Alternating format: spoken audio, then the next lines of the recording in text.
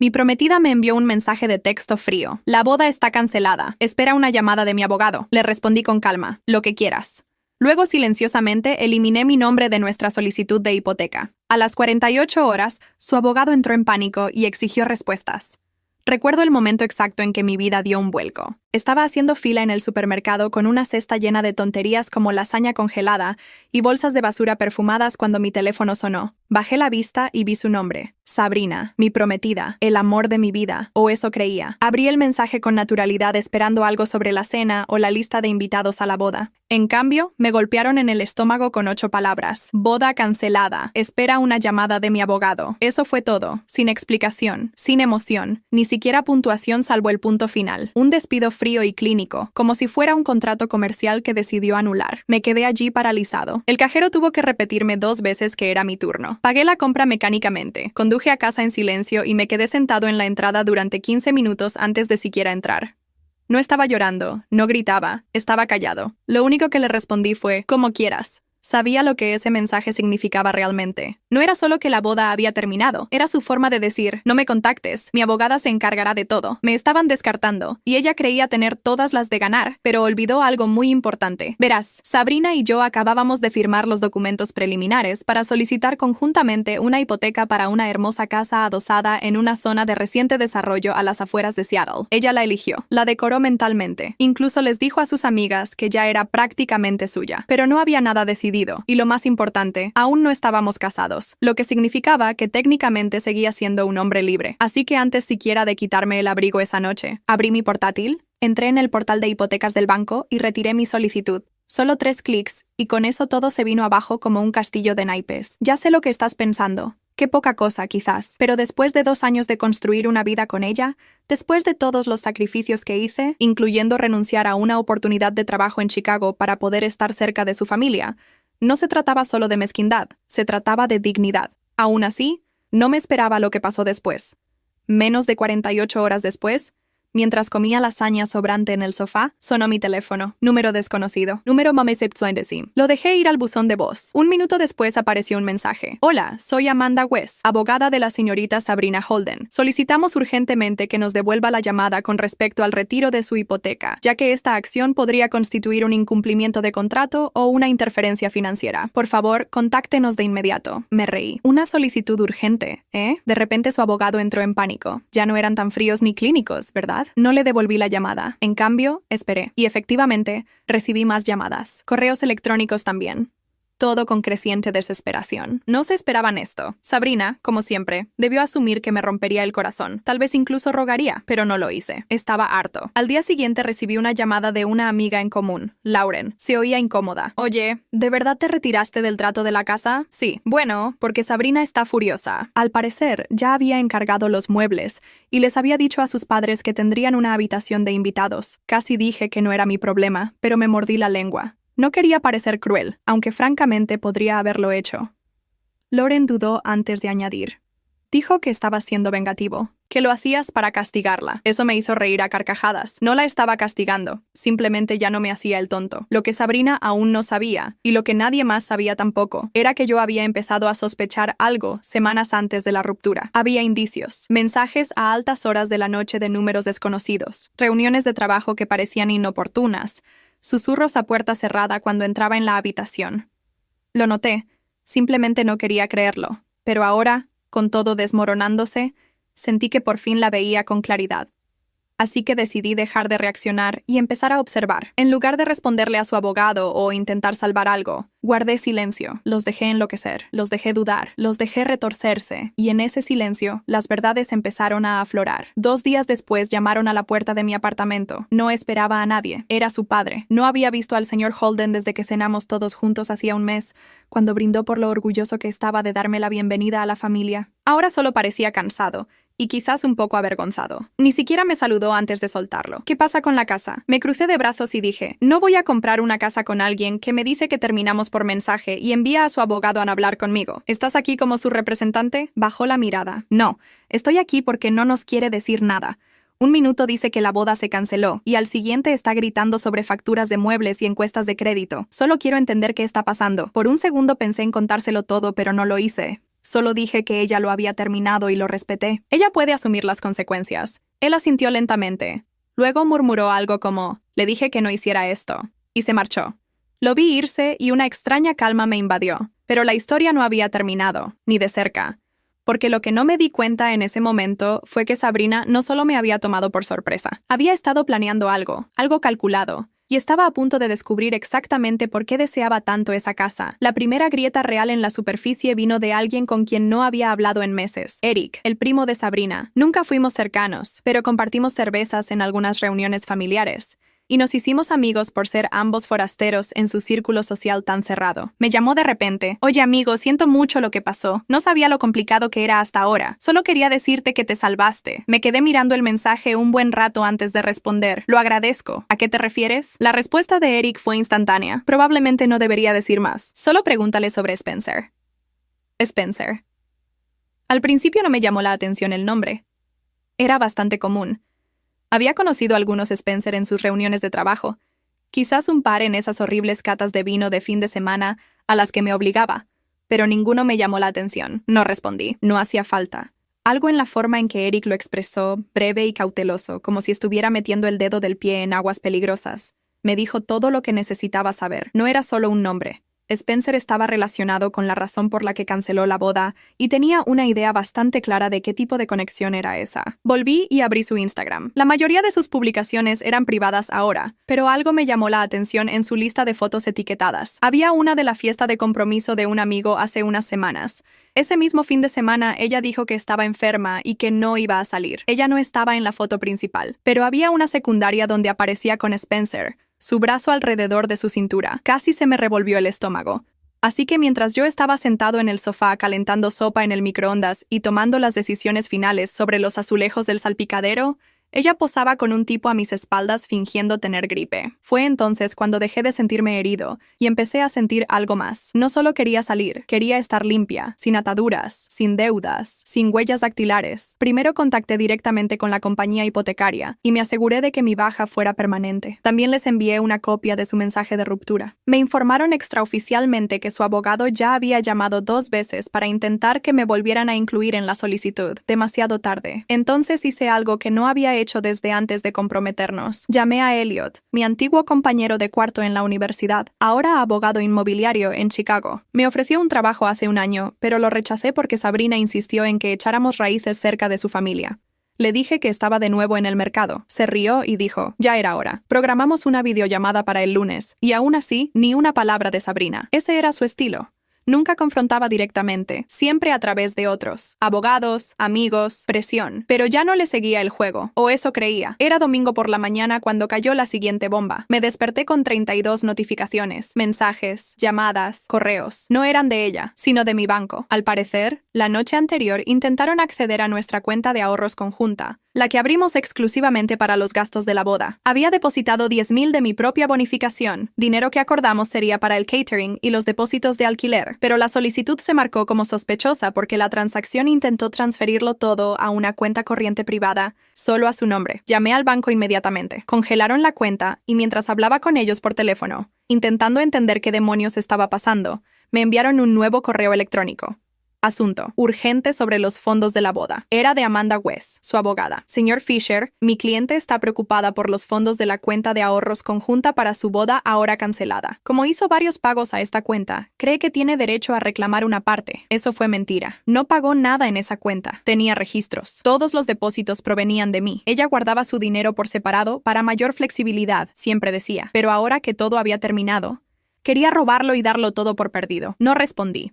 En cambio, volví a llamar a Elliot. Dijo, ¿tienes un registro documental de cada dólar? Entonces todo bien. Pero déjame decirte algo, amigo. Si está tan desesperada como para intentarlo, no ha terminado. Y tenía razón. Esa noche recibí un mensaje de voz de la propia Sabrina. La primera comunicación directa desde su infame mensaje. Su voz era temblorosa, emotiva, casi como si quisiera sonar rota. Oye, no quería que fuera así. Simplemente entré en pánico. Bueno, la cosa se complicó y no sabía cómo hablarte. Por favor, no pienses que intentaba hacerte daño. Lo reproduje 2 veces. Luego lo borré. No hubo respuesta, porque así es la cosa. Una vez que le demuestras a alguien que no tienes miedo de irte, se asusta. Y Sabrina estaba acostumbrada al control. No estaba acostumbrada a que alguien le cambiara el guión. Llegó el lunes. Firmé la nueva oferta de trabajo de la firma de Elliot. Empecé a trabajar a distancia. El paquete de reubicación estaba incluido si decidía mudarme oficialmente. Volví a tener las riendas de mi vida. Pero el martes fue cuando se desenredó el último hilo. Recibí otra llamada de Lauren. Tenía la voz tensa, como si hubiera estado llorando. Deberías saber que Sabrina está embarazada. Me quedé paralizado. Les está diciendo a todos que es tuyo. Sentí que se me paraba el corazón. Pero es de Spencer. Es de Spencer. Todas las noches desde que rompieron, la gente empieza a hablar. Mi voz era baja. Dije, ¿cuánto tiempo lleva de embarazo? 8 semanas, supuestamente. Hice los cálculos. Hace 8 semanas, Sabrina estaba en una limpieza y ni siquiera me dejaba tocarla. Dijo que estaba reajustando su cuerpo antes de la luna de miel. Esa fue la última vez que tuvimos intimidad. Hace 9 semanas apenas. ¿Qué significaba? Había una posibilidad real de que el niño no fuera mío, pero ella ya estaba preparando el terreno para atraparme, para atarme a ella con algo permanente, posiblemente para reclamar la paternidad, tal vez incluso la manutención de los hijos mientras yo desaparecía de su futura hipoteca. Y lo peor, sabía exactamente qué iba a hacer. Así que apenas dormí después de la llamada de Lauren, me quedé allí tumbado en la oscuridad, tratando de reconstruirlo todo. El momento, el motivo, la verdadera razón por la que me dejó por mensaje en lugar de en persona. Porque eso no era una estrategia, no una ruptura. Sabrina no se desenamoró. Estaba planeando su escape y controlando la narrativa antes de que yo pudiera hablar. Y ahora afirmaba estar embarazada con mi hijo, solo que no podía ser mío. Las fechas no coincidían. Para entonces hacía semanas que no dormíamos juntos. Ella se había mostrado distante, fría, incluso condescendiente. Ella lo llamó un período de desintoxicación prematrimonial. Dijo que quería estar pura para nuestra noche de bodas. En ese momento no tenía motivos para cuestionarlo. Pensé que simplemente era así de peculiar. Pero ahora estaba claro. Me mantenía a distancia porque ya sabía que había cometido un error. O peor aún, que había cruzado una línea que no podía deshacer. Y Spencer no era solo una aventura. Él fue la verdadera razón. A la mañana siguiente, su abogado me envió otro correo electrónico, esta vez más agresivo. Dadas las circunstancias actuales, mi cliente está considerando emprender acciones legales por abandono financiero y angustia emocional. También me ha pedido que le notifique formalmente su embarazo y sus presuntas responsabilidades parentales. Presuntas. Esa palabra me dio escalofríos. Intentaban apresurarme, acorralarme. Me obligaron a reaccionar emocionalmente o a cometer un error que pudieran aprovechar en el tribunal. Pero no entré en pánico. Jugué con inteligencia. Volví a contactar a Elliot y le conté todo. El supuesto embarazo, las preguntas sobre la paternidad, las amenazas financieras. Me dijo que me adelantara, que diera el primer paso legal. Necesitas pruebas que demuestren que está manipulando la situación. Así lo hice. Ese día contraté a una abogada local especializada en derecho familiar y financiero. Se llamaba Sherry Levin y era muy perspicaz, fría incluso, pero eso era lo que necesitaba. Redactó una carta formal y se la envió al abogado de Sabrina a la mañana siguiente. Decía, en términos legales, que negaba la paternidad hasta que se pudiera realizar una prueba de ADN verificada. No contribuiría económica ni emocionalmente hasta la confirmación biológica. Cualquier intento de acceder a cuentas conjuntas o retratarme como abusador emocional se considerará difamación y se enfrentará a una contrademanda. Incluso incluyó una cláusula que exige la divulgación completa de los bienes actuales de Sabrina, por si acaso intentaba reclamarme dinero por la compra de la casa ahora cancelada. Ya no me andaba con rodeos. Menos de 2 horas después de enviar ese correo, mi teléfono volvió a sonar. Esta vez Sabrina no dejó mensaje de voz. Volvió a llamar. Y otra vez, 6 veces en una tarde. No contesté, pero Sherry recibió una llamada de Amanda, su abogada, esa misma noche. Dijo que Sabrina estaba angustiada y se sintió víctima de una emboscada, que deberíamos haber manejado las cosas en privado, que estábamos convirtiendo un asunto personal en público. A lo que Sherry respondió, lo hizo público cuando presentó a un asesor legal y amenazó con tomar medidas económicas. Mi cliente simplemente está respondiendo. Ojalá pudiera decir que no sentí nada, pero la verdad es que sentí todo. Rabia, tristeza, arrepentimiento, sobre todo arrepentimiento. No porque se nos hubiera acabado, sino porque ignoré todas las señales de alerta que me llevaron a esto. Como que se había negado a combinar las finanzas hasta la boda. O como siempre controlaba la agenda social, o como cada vez que mencionaba los acuerdos prenupciales, Se reía y decía, ¿no confías en mí? Pero lo peor es que creo que una parte de mí todavía quería creer que esto no era real, que tal vez tenía miedo, que tal vez Spencer solo era un error y que ella estaba intentando arreglar las cosas. Pero la realidad tiene una forma de golpearte en la cara cuando no estás mirando. Y ese golpe llegó 2 noches después, del propio Spencer. Eran alrededor de las 10 de la noche. Estaba solo en casa viendo la tele cuando recibí un mensaje en Facebook de un perfil que no reconocí. No tenía foto de perfil, solo, mi nombre es Spencer, deberíamos hablar. No quería ser parte del juego que está jugando. Lo miré fijamente un buen rato. Me temblaban las manos. Finalmente le respondí. Adelante, me respondió. Me dijo que ustedes dos ya habían terminado. Dijo que la boda se canceló hace meses y que solo la ayudabas a conseguir una casa por culpa. Me hirvió la sangre. Estuvimos comprometidos hasta el día en que me escribió diciéndome que lo habíamos cancelado. Ese día, no antes. Se quedó en silencio durante unos 10 minutos. Luego dijo que la golpeaste. Sentí que el suelo se derrumbaba bajo mis pies. ¿Qué? Sí, eso me dijo. Que te tenía miedo, que tenías problemas de ira y que solías romper cosas cuando te enojabas. Me quedé allí sentado, atónito. Nunca le había puesto una mano encima a Sabrina. Nunca levanté la voz de forma amenazante. Lo peor que tuvimos fueron las discusiones sobre el tiempo, como siempre priorizaba a sus amigos, y programaba nuestra relación como si fuera una reunión. Pero violencia física, jamás, ni de cerca. ¿Lo crees? Pregunté. Tardó un rato en responder. Entonces no, ya no. Llamé a Sherry a la mañana siguiente y le conté todo. Inmediatamente presentó una contrademanda de protección, básicamente una defensa legal preventiva, en caso de que Sabrina intentara inventar acusaciones de abuso para ganarse la compasión del tribunal. Esto se estaba poniendo más oscuro de lo que jamás imaginé. Pero el correo final llegó el viernes. Recibí un correo electrónico de la entidad hipotecaria. No era solo una actualización general. Era una disculpa personal. Amanda West los contactó de nuevo.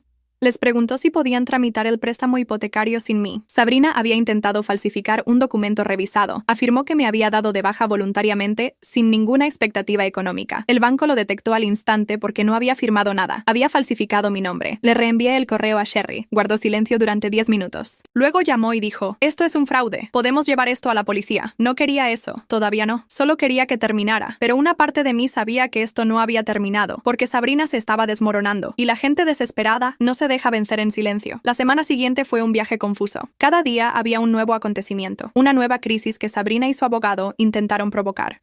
Fue agotador, pero al mismo tiempo fue satisfactorio ver con qué rapidez perdía el control de todo. Cuanto más intentaba manipular la situación, más se exponía. Recibí otra llamada de Lauren. Su voz sonaba llena de pánico. Hablaba prácticamente en un susurro. No te lo vas a creer. Pero Sabrina les está contando a todos que sufrió un aborto espontáneo. Se me encogió el estómago. ¿Qué? No quería gritar, pero se me escapó. ¿Cuándo? ¿Publicó sobre ello? Anoche. Y ahora todo el mundo le envía sus condolencias. Le está contando a la gente que perdió al bebé justo después de la ruptura. Me quedé allí inmóvil, absorbiendo sus palabras. Su audacia me dejó atónito. Estaba usando el aborto para suavizar la traición, para ganarse la compasión y controlar la narrativa, presentándose como la víctima. ¿Era esa la estrategia? No sabía si mentía o decía la verdad, pero de algo estaba seguro. Sabrina estaba perdiendo la cabeza. Buscaba a toda costa cualquier forma de volver a tomar las riendas de la historia. Y ahora usaba un aborto espontáneo fingido como escape. No tardó mucho en que Amanda, su abogada, volviera a contactar a Sherry. Esta vez el tono era diferente. En lugar de actuar con agresividad, intentaron parecer conciliadores. Entendemos que la situación ha ido más allá de lo previsto. Sabrina está lidiando con algunos problemas personales y queremos evitar más conflictos. Sherry no los dejó escapar. Les recordó el intento de Sabrina de falsificar la hipoteca y les dijo sin rodeos que si Sabrina seguía por ese camino, habría algo más que una simple disputa financiera. No tengo miedo de escalar esto, dijo Sherry con firmeza. Presentaremos cargos penales si es necesario. No pude evitar sentir una extraña satisfacción. Sabrina había movido muchos hilos entre bastidores, pero ahora tenía la mano sobre la mesa, y yo no iba a ceder. No tenía ni idea de lo que se avecinaba. Ese viernes recibí una llamada del banco. No era solo por la hipoteca. Se trataba de los documentos fraudulentos que Sabrina había presentado. Se habían puesto en contacto con las autoridades y el asunto estaba siendo investigado. Sabrina se había pasado de la raya y ya no se trataba solo de un compromiso roto. Se trataba de una actividad delictiva. Le envié el correo electrónico y los detalles a Sherry. Ella inmediatamente programó una reunión con la fiscalía. Con el paso de los días, los intentos de Sabrina por salvar su imagen solo empeoraron las cosas. Sus publicaciones en redes sociales se volvieron más erráticas.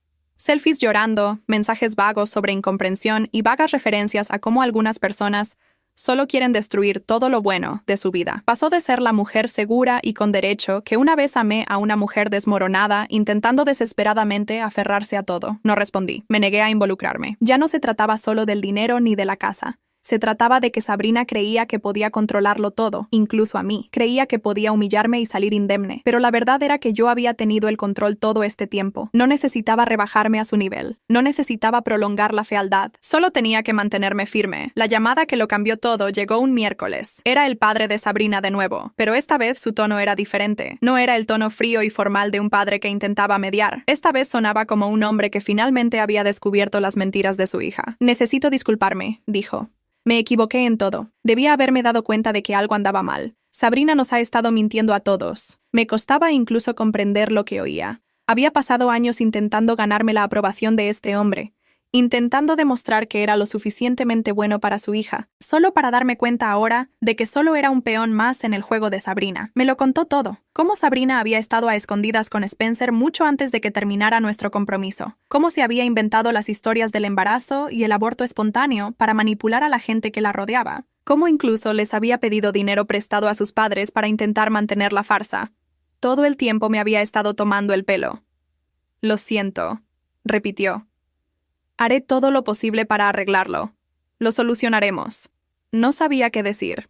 Una parte de mí quería enfurecerlo por no haberlo visto antes, por haberle dado la razón a Sabrina. Pero otra parte, la que empezaba a aceptar la verdad, sabía que nada podía cambiar el pasado. Nada podía quitarme el dolor ni la traición. Pero lo que sí podía hacer, lo que finalmente pude hacer, fue alejarme. Bloqueé su número por completo. Borré todo lo relacionado con ella de mi vida, desde las redes sociales hasta los mensajes viejos. Incluso le devolví algunas de sus cosas, las que sabía que más extrañaría, y las dejé en casa de sus padres. Intentó contactarme varias veces más, pero para entonces estaba tan lejos de la persona que había sido, de la vida que había construido a su alrededor, que simplemente ya no me importaba.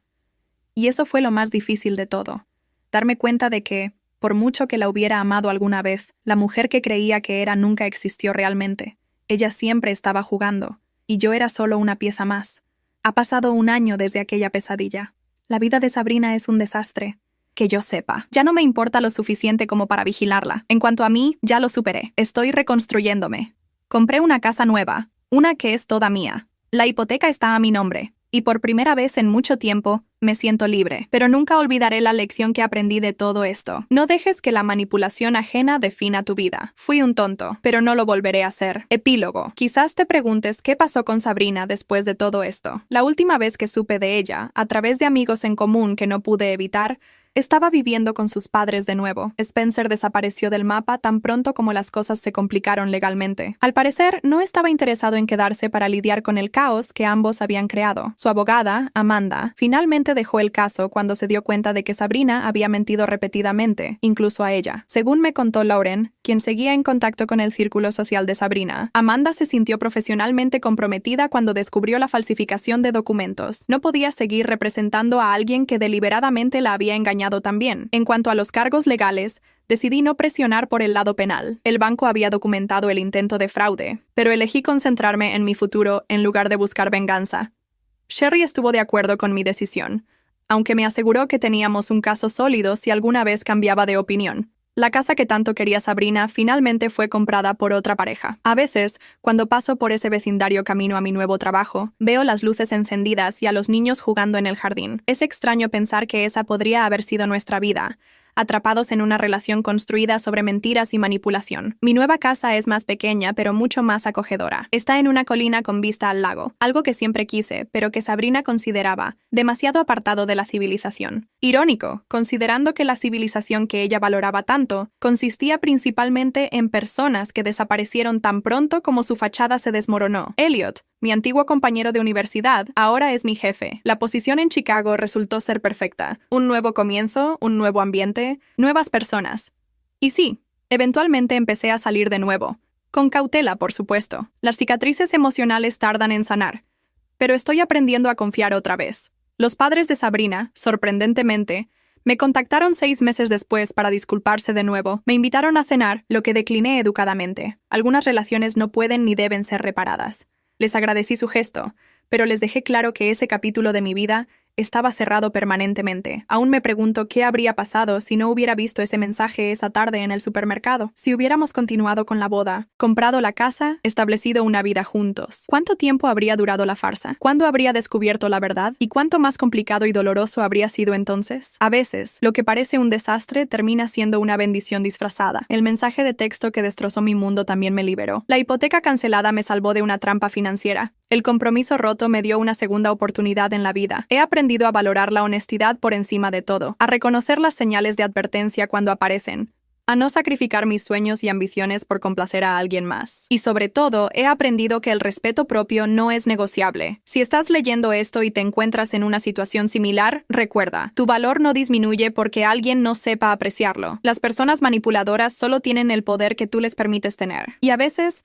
la decisión más valiente que puedes tomar es simplemente alejarte. En cuanto a mí, estoy en paz. La tormenta pasó, las aguas se calmaron y finalmente puedo ver el horizonte con claridad. La vida continúa y yo con ella, más fuerte, más sabio y completamente libre.